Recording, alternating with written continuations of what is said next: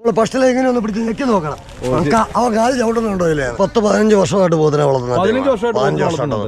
അപ്പൊ പിന്നെ ഈ ഹരിയാന എന്നുള്ള പോത്തിനെ എടുക്കാനുള്ള കാര്യം തന്നെ നാട്ടിലുള്ള ചന്തല പോത്തിനെ എടുത്തപ്പോ വളർച്ചയിൽ ഇച്ചിരി കൂടുതൽ ഈ ഹരിയാനയിലുള്ള പോത്താണ്. 15 വർഷമായിട്ട് ചേട്ടൻ്റെ ഒരു എക്സ്പീരിയൻസ്. ആദ്യമൊക്കെ എന്തായാലും ഈ ഹരിയാന പോത്തിനെ കിട്ടിയില്ല, നാടൻ പോത്തിനെ വളർത്തിക്കൊണ്ടിരുന്നത്. അതിനേക്കാളൊക്കെ ബെറ്റർ ആണ് ഈ സാധനം. ഏറ്റവും നല്ലത്, അടിപൊളിയാണ്, ഏറ്റവും അടിപൊളി സാധനം. നമുക്ക് തന്നെയല്ല ഇവിടെ വന്നെടുത്താൽ നമുക്ക് തെരഞ്ഞെടുക്കാൻ പറ്റും പോത്തിനെ.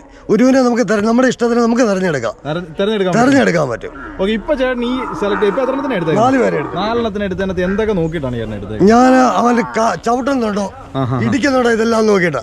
നമ്മൾ പോത്തിനെ എടുക്കാൻ വരുന്നവർ ആദ്യമേ ചെയ്യേണ്ടത് നമ്മൾ ഫസ്റ്റിലെ എങ്ങനെ ഒന്ന് പിടിച്ച് ഞെക്കി നോക്കണം. അവൻ കാല് ചവിട്ടുന്നുണ്ടോ ഇല്ലേ?